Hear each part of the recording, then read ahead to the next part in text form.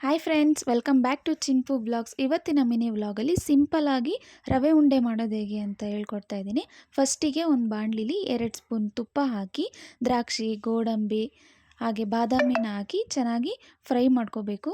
Fry ಮಾಡಿ ಅದನ್ನು ಸಪ್ರೇಟಾಗಿಟ್ಟು ಅದೇ ಬಾಣಲಿಗೆ 2 ಕಪ್ ಆಗುವಷ್ಟು ಸಣ್ಣ ರವೆ ಅಂದರೆ ಬಾಂಬೆ ರವೆ ಅಂತ ಇರೋಲ್ಲ, ಆ ರವೆನ ಹಾಕಿ ಅದನ್ನು ಸಹ ಒಳ್ಳೆ ಘಮ ಬರೋ ತನಕ ಚೆನ್ನಾಗಿ ಹುರಿಬೇಕು. ಗಸಗಸೆ ಇರುತ್ತಲ್ಲ ಆ ಥರ ಆಗುತ್ತೆ ರವೆ, ಅಲ್ಲಿ ತನಕ ಚೆನ್ನಾಗಿ ಹುರ್ಕೊಂಡು ಅದನ್ನು ಸೈಡಲ್ಲಿ ಎತ್ತಿಟ್ಕೋಬೇಕು. ನಾನು ಈ ಲೋಟದಲ್ಲಿ 2 ಲೋಟ ಅಂದರೆ 2 ಲೋಟ ರವೆ ಹಾಕ್ಕೊಂಡಿದ್ದೀನಿ. ಸೊ ಇವಾಗ 1.5 ಲೋಟ ಸಕ್ಕರೆ ಹಾಕ್ಕೊತಾ ಇದ್ದೀನಿ. ಇದು ಮೆಜರ್ಮೆಂಟು. ಇದನ್ನು ಹಾಕಿ ಜಸ್ಟ್ ಹಾಗೆ ಮಿಕ್ಸ್ ಮಾಡಿ ಇದನ್ನು ನೀಟಾಗಿ ಗ್ರೈಂಡ್ ಮಾಡಬೇಕು ಅಂತ ಏನಿಲ್ಲ, ಜಸ್ಟ್ ಮಿಕ್ಸಿನ ಆನ್ ಮಾಡಿ ಆಫ್ ಮಾಡೋದು ಅಷ್ಟು ಮಾಡಿ ಒಂಚೂರು ಗ್ರೈಂಡ್ ಮಾಡಿಕೊಂಡ್ರೆ ನೀಟಾಗಿ ಸಕ್ಕರೆ ಎಲ್ಲ ರವೆಯಲ್ಲಿ ಮಿಕ್ಸ್ ಆಗುತ್ತಲ್ವ, ಚೆನ್ನಾಗಿರುತ್ತೆ ರವೆ ಉಂಡೆ ಆವಾಗ ಅಂತ. ಜಸ್ಟ್ ಈ ಥರ ಆನ್ ಮಾಡಿ ಆಫ್ ಮಾಡೋದು, ಆನ್ ಮಾಡಿ ಆಫ್ ಮಾಡಿ ಅದನ್ನು ಗ್ರೈಂಡ್ ಮಾಡಿಕೊಂಡು ಸಪ್ರೇಟಾಗಿ ಇಟ್ಕೊಂಡು, ಹಾಗೆ ಇನ್ನೊಂದು ಸೈಡು ಬಾಣಲಿನಿಟ್ಟು ಅದಕ್ಕೆ 1 ಕಪ್ ಆಗುವಷ್ಟು ಕಾಯಿ ತುರಿನ ಹಾಕ್ಕೊಂಡು ಒಂಚೂರು ಬೆಚ್ಚಗೆ ಮಾಡ್ಕೋಬೇಕಷ್ಟೇ.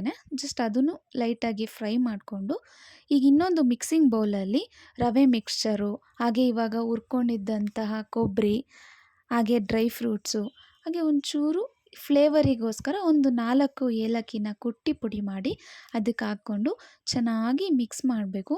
ಹೇಗೆ ಮಿಕ್ಸ್ ಮಾಡೋದು ಅಂದರೆ ಪ್ರೆಸ್ ಮಾಡ್ತಾ, ಅಂದರೆ ಎಲ್ಲನೂ ನೀಟಾಗಿ ಮಿಕ್ಸ್ ಆಗೋ ಥರ ಕೈಯಲ್ಲೇ ಈ ಥರ ಪ್ರೆಸ್ ಮಾಡ್ತಾ ಮಿಕ್ಸ್ ಮಾಡಿಕೊಂಡು, ಹಾಗೆ ಸೈಡಲ್ಲಿ ಒಂದು ಸಣ್ಣ ಲೋಟದಲ್ಲಿ ಹಾಲನ್ನ ಕಾಯಿಸಿರೋ ಹಾಲನ್ನ ಹಾಕಿ, ಆವಾಗ ತುಂಬಾ ಚೆನ್ನಾಗಿ ಬರುತ್ತೆ. ಕಾಯಿಸಿ ಮಿಕ್ಸಿಂಗಿಗೆ ಎಷ್ಟು ಬೇಕು ನಿಮಗೆ ಗೊತ್ತಾಗುತ್ತಲ್ಲ, ಉಂಡೆ ಕಟ್ಟೋ ಅದಕ್ಕೆ ಎಷ್ಟು ಬೇಕು ಹಾಲು ಅಂತ.